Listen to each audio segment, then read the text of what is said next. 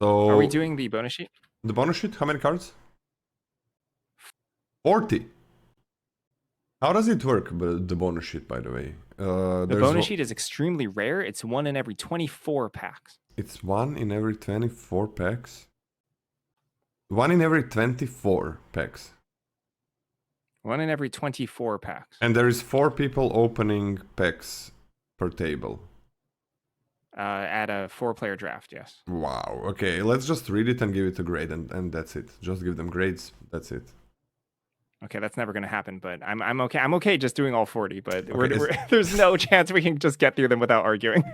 As soon as I said that, I was like, I'm not sure if that's a realistic thing. You locked it in. It's too late. You don't have to sleep, do you? What time is it? It's 10 p.m. We're going to get you into bed well before like 11:30. It's fine. Okay. It's fine. Easy. But, I mean, I'm fine. Let's go. It's fine. Okay, let's go. Comeuppance. I'm gonna sleep tomorrow, and then I'm like, the early access tomorrow starts at 5 p.m. GMT, so I have like time to sleep. Comeuppance. Comeuppance is 3 and a white for an instant. Prevent all damage that would be dealt to you and planeswalkers you control this turn by sources you don't control. If damage from a creature source is prevented that way, Comeuppance deals that much damage to that creature. If damage from a non-creature source is prevented that way, Comeuppance deals that much damage to the source's controller. What the fuck? So this is only when you're attacked, basically. This is only when you're attacked. The non-creature to face part is probably just never going to happen. What are you going to do? 4-mana counter a shock? I don't think so. So this is like kind of like Settle the Wreckage-ish, but it doesn't necessarily kill them. Like it only kills them if their power is equal to or greater than their toughness. It's okay. I think it's all right. Your opponents are never going to play around this, which actually I think improves the grade. I think it improves the grade because your opponents will never ever play around this in a bazillion and a half years. Yeah, they never should. Yeah, sure. Yeah, they should never should play around this. I think all that. I think this is a C-. I'm okay with a C+. But it is deceptively. I think it's C, just a C. This is deceptively weak. People think like, oh my god, opponent attacks with everything and I kill everything first. Yeah, that's just not gonna happen. Things have more toughness, and rarely somebody attacks with everything. So yeah. But if it kills like 2 things, that's crazy. But it's gotta kill 2 things. It's not easy. Not easy. You're never gonna die though, no matter what I attack with. I mean, give it a C+. C+ for me. Leyline Binding for 5. Sometimes you're just gonna get your opponent. It's gonna feel pretty good. If you kill 1 thing, that's good. Leyline Binding.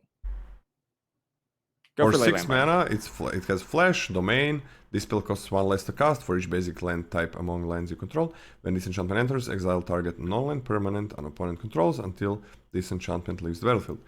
So 4 mana exile something. Sometimes even 3 mana. It's fine with Flash, nothing that special. It's just okay. Basic lands, you know. See, let's give it a faster grade. C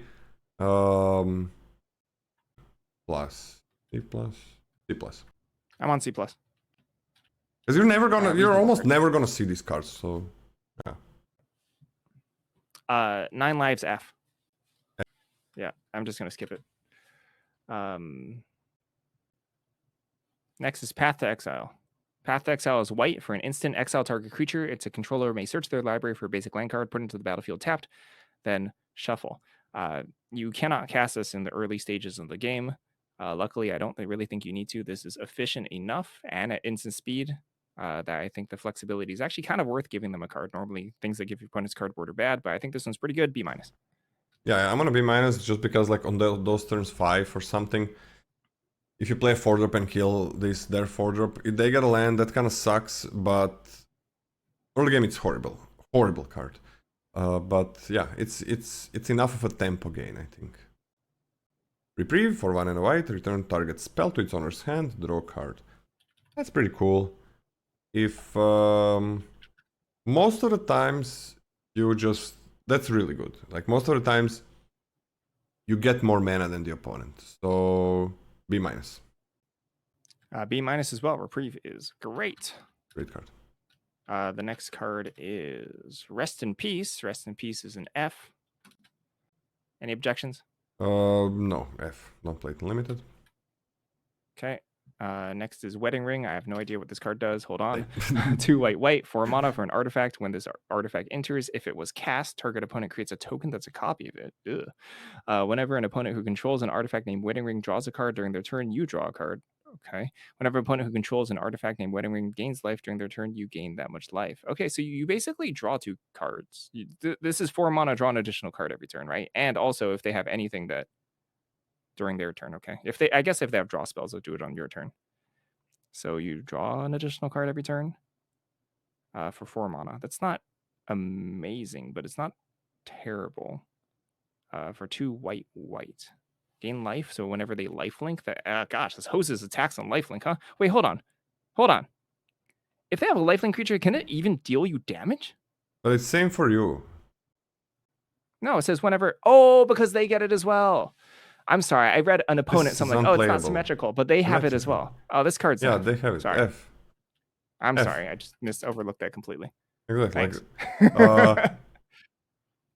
Discarding a card from your hand is better. Like literally just discarding a card from your hand. That's it. No mayhem, just discard a card. That's better than this. Clever Impersonator for 2 and double blue. You may have this creature enter as a copy of any non-land permanent on the battlefield. Yeah, there's still gonna be legendaries. You can copy opponents' things, so that's kind of cool. But I just needs to be something that costs 4 or more. I'm on a C-. Don't care much about this. C- for me as well. Rather play a 4-drop. Counter spell, blue for instant counter target spell.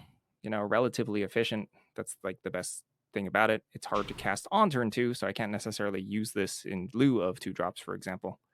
But I think it's efficient enough for double spelling in the late game and hard countering anything they come around. Makes this an okay card. I'm gonna C+. I think this was way better in Final Fantasy because it was a slower set. That was amazing there from my perspective. Slower set, and you had that ramper, amazing Izzet guy that gave you blue mana. Oh yeah, I mean you have a ramper in this set too, yeah. The rare one. The lion. Okay. I think you got a splash in this set, so it's a bit harder to do this. So I'm just gonna be on a C+ for this one. Okay. Lothros the Tidemaker for 5 and a blue. It's an 8/8. Whenever this attacks, you may pay 8 mana. If you do, tap up to 8 target permanents. Those permanents don't untap during their control's next untap step. Well, this is horrible. It's a hard to cast 8 mana creature that is just an 8/8, and then it needs to attack, and you need to pay 8 mana again. I actually think this is an F. I think, sure, it can win you the game, definitely. But it asks so much from an 8-drop. 8-drops need ETBs, I think. I think this card is complete garbage as well. But I'll give it a D- because it's cool. No, it's has stats. I don't know. It's really bad. It does lock opponent out, yes. Yeah. I played with this card originally in its original set. One of the most aggressive sets of all time, so this card's really bad there. And I want to believe it's marginally playable.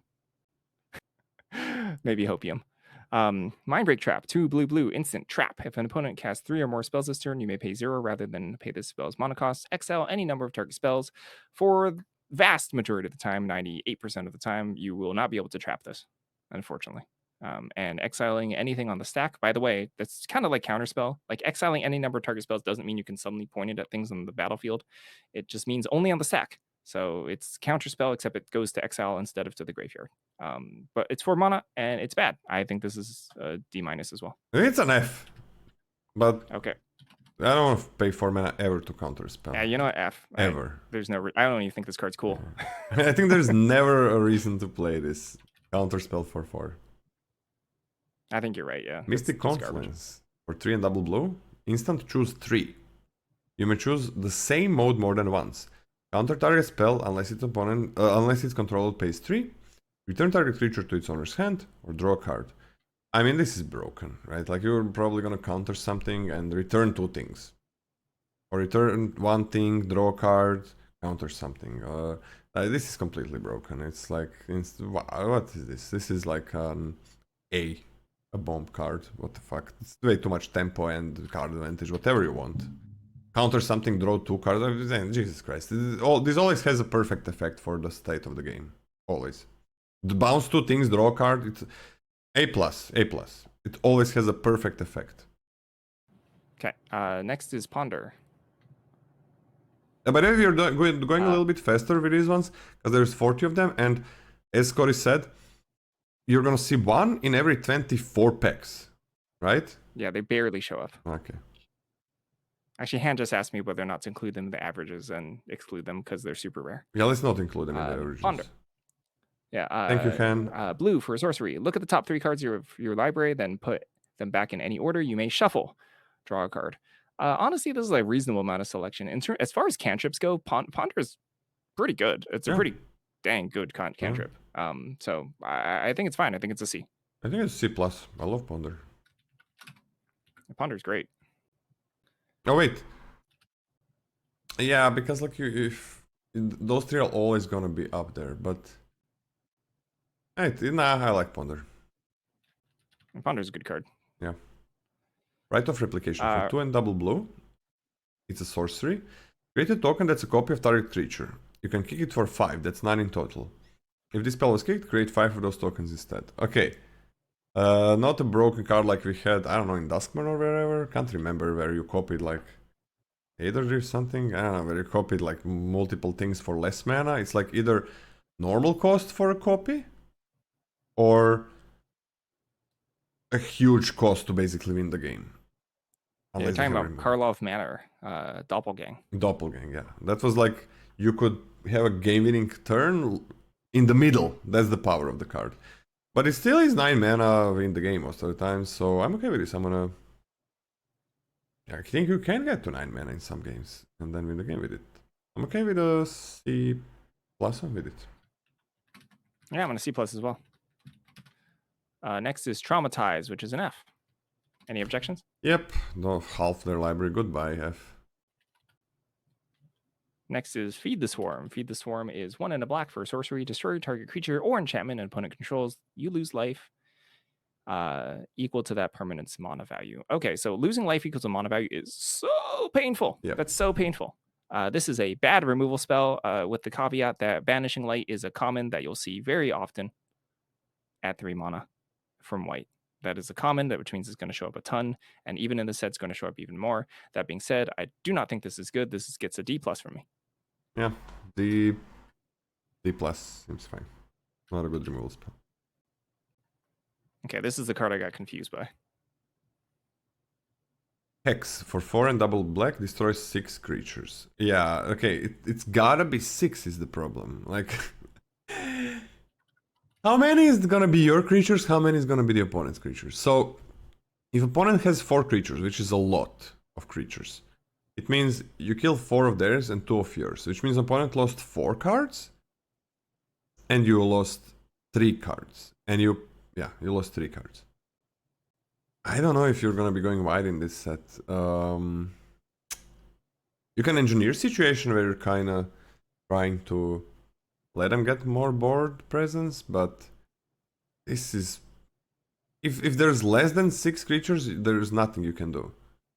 I think this is garbage. I'm on a D-. I think it's not good, but not actual garbage. I think it's a D+. Connive. Connive exists. You know what, Scotty? There's a good amount of connive. I'm on a D+ or a C- as well. Let's go D+. Okay, because like, you can just pitch it when it doesn't do anything. anything. Yeah, because like it can be game winning. Man, it's so bad though. Okay. Infernal Grasp, 1 and a black for an instant. Destroy target creature. You lose 2 life for an instant speed cheap card. Not bad. B-. Yeah, very good. B-. I think my food is here. Opposition Agent for 2 and a black. It's a 3/2 with flash. You control your opponents while they're searching their libraries. While an opponent is searching their library, they exile each card they find. You may play those cards for as long as they remain exiled. And you may spend mana as though it were mana of any color to cast them. I like how we go to snail's pace whenever the commander cards pop up. It's like, what the heck is this? I mean, I don't know. 3/2 flash is fine. Like, how are you searching? You're searching. There is Evolving Wilds. It's so hard, but this is almost never gonna be something that you're gonna be able to use. It's just like whatever. I'm giving it a D. Okay, yeah, D is fine. There's also that aura searcher, I guess, Yeah, but from blue white. But can, yeah. it's But are you really gonna be able to? 1 second, 1 second. Yep. It's you can go. It's Reanimate, black, sorcery. Put target creature card from a graveyard onto the battlefield under your control. You lose life equal to its mana value. That can be extremely painful, but for 1 mana, it's worth it. Worth it. Worth it, worth it. Super hyper efficient. Can pull out of your opponent's graveyard. You can mill on turn 2, gain 3 life off of that stupid plummet card as well. Offset the life loss a little. Immediately reanimate and double spell on the following turn. Good. I think reanimate is a B. It's a good card. a B. A B for reanimate. Oh, from a graveyard. That's kind of nice. If you have some meal, there's connive, right? Yep. I'm on a B. Maybe even a B plus in this set. But let's go B. But like it's, you can get some crazy tempo that it doesn't even matter. Like losing life is a resource. Yeah. So Yep. same like what I said. Like sometimes you want to sacrifice damage that you're dealing to the opponent and life that you're losing. Sacrifice that to get more things on board because that's how you win. That's like how aggressive decks win. It's having more things, better things than the opponent, not dealing damage super fast. You want to deal damage fast, but that's usually because you have more things, better things. Yeah, with connive, this is fucked up. Yeah, I'm gonna be. Can you go with This is Saw in Half. Saw in Half is 2 and a black for an instant. Destroy target creature. If that creature dies this way, its controller creates 2 copies that are tokens that are copies of that creature, except their power is half that creature's power, and their toughness is half that creature's toughness. Round up each time. Okay, so the funny story. This actually came from an unset that was like that then started to get reprinted for Commander stuff. But I cannot imagine a situation where I would ever want this. Because you want to be targeting what your own stuff in a response to removal. That's like the best case scenario, but it costs 3 mana. So I think this is a D-. I think this card is garbage. Unless I'm missing something. Yeah, you can double your ETBs, sure. But whatever. You know, like you play Black Cat and you saw it in half. And that'd be pretty cool, I guess, but it's kind of a dream. It's really cool on ETB creatures. Yep. Like, put it on a 1/1, that one that draws your card. Now you got 2 1/1s that draw you 2 cards. But there are also legendaries. A lot of legendaries in this set. What do you give this? D-. I'm on a D. Yeah, D. But there's too many legendaries in this set. Yeah, D-. Okay, D-. Yeah. Too many legendaries. That perfect scenario is hard to get. Etrix, the Blight Dragon. For 3 and double black, it's a 4/4 flying with Infect. For 1 mana, this gains haste. For 1 black. For a single black mana. Gains haste. For double black, regenerated. Okay. This is gonna kill opponent in 3 turns, but most of the times 12 damage kills opponents 3 turns. This kills it for sure. Because you need 10 infect counters. So 6 mana it gains haste, why not? It doesn't really deal double the damage, I would say. Because opponent is not gonna be at full life, and you're gonna get them to 12 counters, not 10. Regenerate is very powerful on this, but I think it's fine. I think like Regenerate is super powerful for a weird thing, but if this double black, you're not gonna keep it up when this enters. I think it's okay. It's like C. Okay, I'll go slightly higher in C+. Okay. Goblin Bombardment, 1 and a red for 2 mana for an enchantment. Sacrifice a creature. This creature deals 1 damage to any target. There are some sets where I think this would be absolutely amazing, incredibly good. I think in the set, not so much. This is a full card that you have to put on the battlefield, and then you just ping things for actual other full cards. I don't think you actually go that wide here. It is kind of nice to just chuck everything in response, because the power of this card is that there's no cost to sacrifice, no mana cost to sacrifice. You can just throw things. You can just throw your entire. You can attack, and you can throw your board of 5 creatures straight at their face for no cost. Like that's the upside. I still think that this, in my guess is not quite the set for it. So I think this is like a C-. And we had it in a set recently where it was amazing. Which one was it? Last year, I think. I don't remember. Was that Modern Horizons? No, they don't have reprints there, do they? No, it was not. No. I associate it with Modern Horizons because it's like a kind of staple for some, at least it used to be for Boros Energy. Was Modern Horizons 3? That was good somewhere. Okay, I think this card just sucks in this set. I don't think there's enough tokens. I don't think there's enough go buy things. And it's not worth a full card. I'm gonna give it a D. I think it's just not good in this set.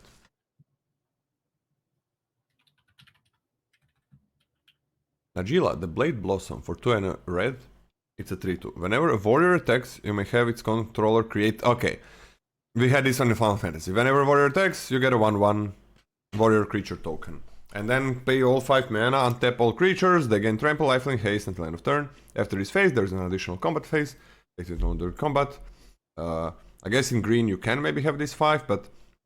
How many warriors do we actually have? I know this is a warrior. Type... Warrior? There is one warrior, and it's a green 4-drop. That creates treasures, that's a really good card. And there is another warrior on uncommon, which is a very 3-drop in Gruul, very good. I don't think it's gonna be good in this set. And the power of this is like when you attack, because these tokens, yeah, that's a warrior. Oh, Craven? What? Yeah, no, there's Craven, like the Dread Fang and the Favored Fighter. Those two are warriors. And this thing is a warrior. 2 of them, yeah, 2 of them. These tokens make more tokens. So I've lost to this card, but there is like... Then it was because there was like a 2-drop warrior, which doesn't exist. I don't think it's gonna be that good in this set. Actually, in green, maybe you're gonna be able to do this 5. There's enough treasures and stuff, so I'm gonna give it like... I'm gonna give it a C. Because like opponent has to stop, kinda. And because it does snowball. It does snowball pretty fast. I mean, by snowballing, you're saying make a 1/1. So if they don't answer for a turn, you get an additional 1/1. Yeah, but these 1/1s make more 1/1s. And if you have like 2 warriors, that can be crazy. It's not that many, it's just 1, right? Oh no, it is that many. Oh, it does snowball. Yeah. Okay. It's not whenever 1 or more warriors attacks. Okay, C is fine. And these warrior tokens make more warrior tokens. So. Yep. High upside, right, but fine. usually it's gonna be kind of shit. Relentless Assault, 2 red for sorcery. Untap all creatures that attack this turn. After this main phase, there's an additional combat phase, followed by an additional main phase. I don't think that's good. I think this is pretty bad. Very situational. Basically does absolutely nothing when you're behind.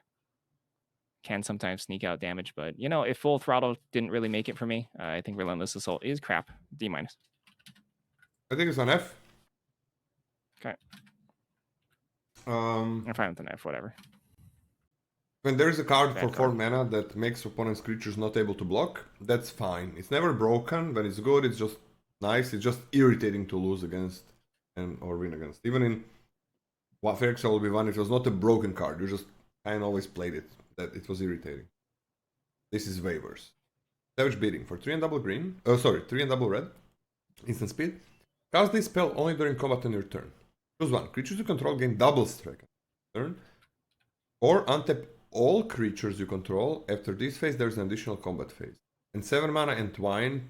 Entwine means you get both effects. Wait, 5 mana to give everything you have double strike? That's kind of good.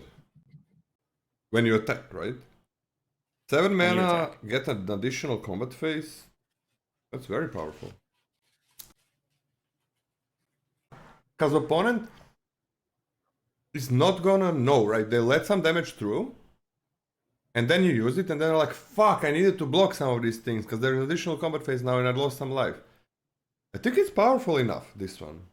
Like, this is infinitely better than the last one. I think it's powerful enough to give it a C+. All right, tiny bit lower, C for me. Shock, What? C minus.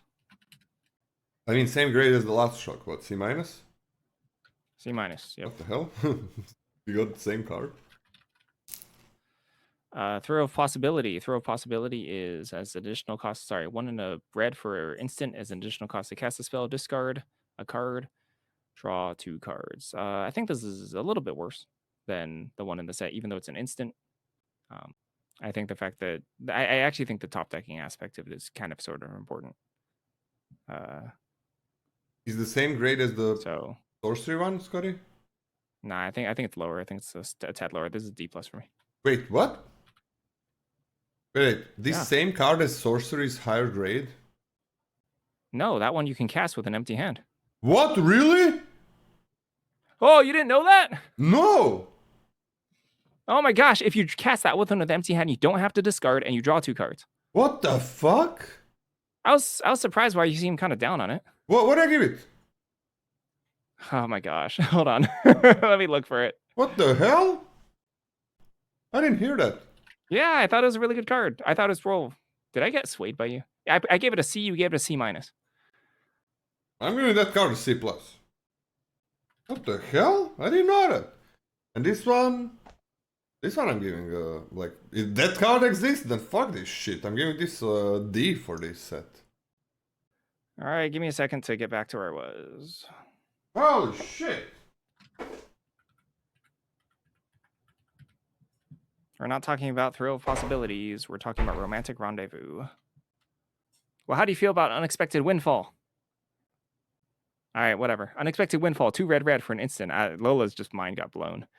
He's gone. He's gone.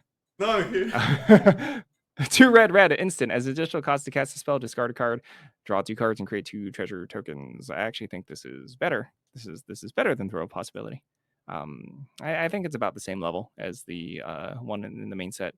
You can use those treasure tokens because you can cast the card you discard with Mayhem later in the turn. So you can use those treasure tokens to cast that Mayhem card. So that's fine. I understand it's a little bit of additional cost, but you can use those treasure tokens to ramp, to leave open like tricks, to double spell. I think I expected Windfall generally is solid. So I'm giving this a C. I think it's a C. C is fine. I like this trick. I think this costs too much. And casters. All right, I don't know where Lola is. She's like somewhere off in whatever land. So I'm going to read this one. Winds of Change, red for a sorcery. Each player shuffles the cards from their hand into their library, then draws that many cards. F. F. You read the next one. Arachnogenesis. Arachnogenesis is 2 and a green for an instant. Create X 1/2 green spider creature tokens with reach, where X is the number of creatures attacking you. Prevent all combat damage that would be dealt to non-spider creatures. Oh dang, this is kind of like Mughals Valor, except you don't gain life. Huh.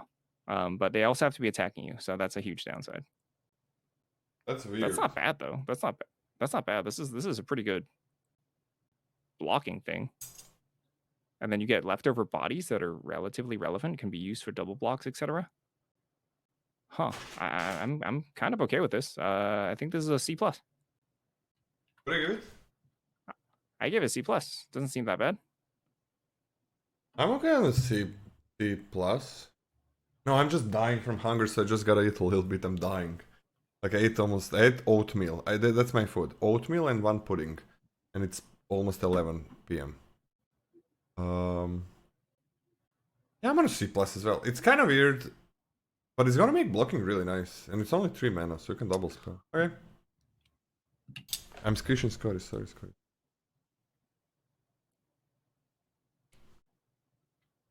Please, you continue reading. So I just got a little bit, just a little bit. Okay. What'd you give it? C+. Okay. Arasta of the Endless Web, 2 green for a legendary enchantment creature, Spider. It's a 3/5 with reach. Whenever an opponent casts an instant or a sorcery spell, create a 1/2 green spider creature token with reach. So this comes on the battlefield and essentially kind of prevents your opponent from casting 1/2s. I think this card is fine. It's actually decent stats for 4 mana. Reaches upwards, and if they remove it, you at least get something left behind. They can continue developing creatures, no problem, but you can put your opponent in a bind. You're never going to like create tons of creatures with it. It's just not going to cast spells. which is also honestly pretty good. B minus. I'm gonna be minus at least, yeah. Maybe a B. That's really nice. Also spider, you cannot care about spiders. Beast Within for 20 Beast green. Within. Instant, this target permanent. Its controller creates a 3/3 beast creature token. F, never play this in limited. Heroic Intervention, 1 and a green, instant. Permanents you control gain hexproof and indestructible until end of turn. This one, unfortunately, this is kind of like the idea of doing multiple combats with this is very, very, very, very rare. And it's kind of hard to line up. Like, yes, you can line up multi-blocks, etc. So it's kind of sort of fine, but it's difficult to use without any stat bonuses. And unlike the card in the main set, you don't get any stat bonuses after this happens. So I think this is a D+.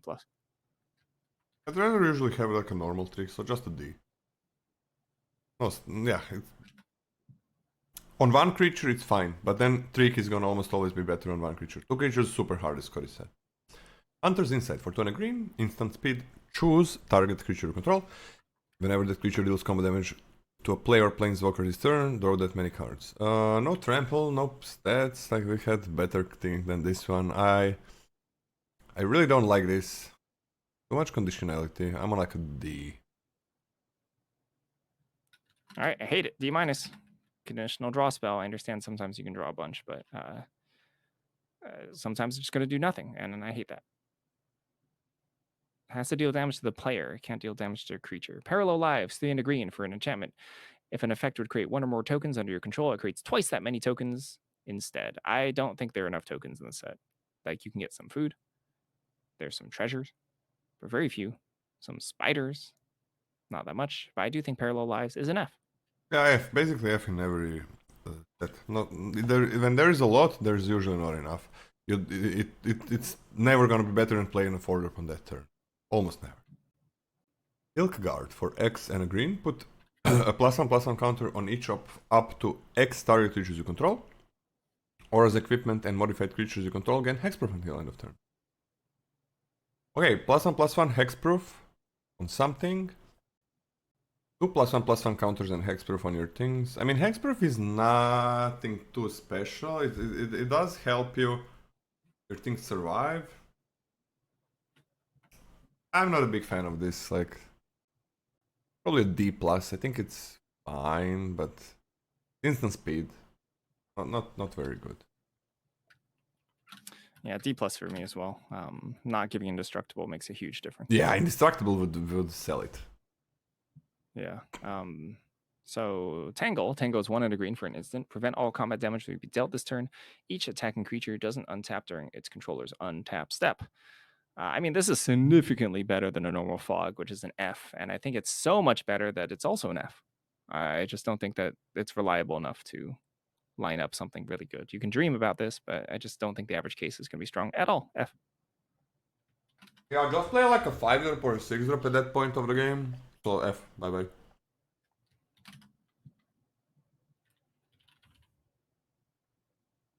Two cards left. All right, I'll read this one.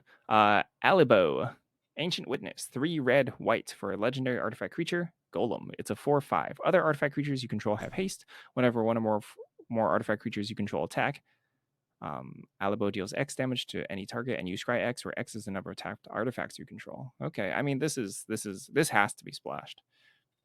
There are not a lot of artifact creatures at all. This is an artifact creature. Really, I mean, yes, this is. So when you attack, you scry 1 and it deals 1 to something. Cool. Is that good? No, I don't think that's great. It doesn't give itself haste.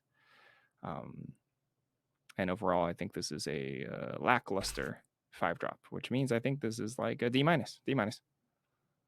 So there's 3 common artifact creatures. Not sure how good they are. And there's also vehicles. Oh yeah, there's vehicles, and there is 4 uncommon artifact creatures. And then there is like those ones that you sometimes get, colorless robots. Blue gives you a couple colorless robots that fly even. Yeah, I think all of them fly. What do you give this? D-. I just don't think it's worth it still. Yeah, it's also Boros where you're gonna be splashing for it, right? So D seems fine. But it could be fine in some of your decks. Last card. Terminate. For black and a red, destroy target creature. It can be regenerated at instant speed.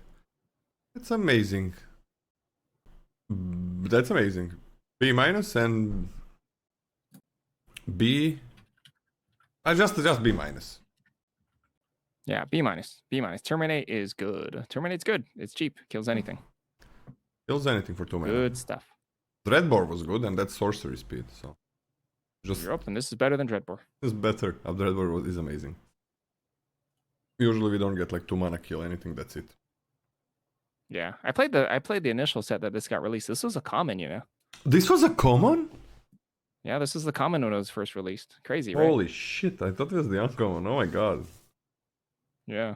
I'm guessing. Yeah. Okay. Oh, how long ago was that? That was when I first started playing Magic, actually. When I first even saw Magic cards, actually. Yeah? How long ago? Gosh, when was... Oh, no, Terminate isn't old. Oh, no. Sorry, this way predates. This way predates me. Sorry, I was there when it was reprinted first. This was originally in Plane Shift. Plane Shift was when I first started playing. Plane Shift was when I first started playing. What? You started playing Okay. Shift? When I first played. Oh. When I first played Magic. I saw it a few years before from older men. And, okay, that sounds weird. Uh-oh. Uh-oh, where's the story going?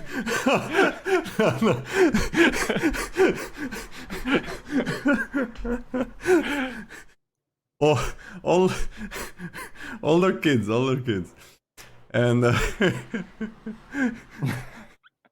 it's just weird to say older kids. Like when was a kid fucking older than me? Yeah, because I'm 35. And more childhood trauma. No.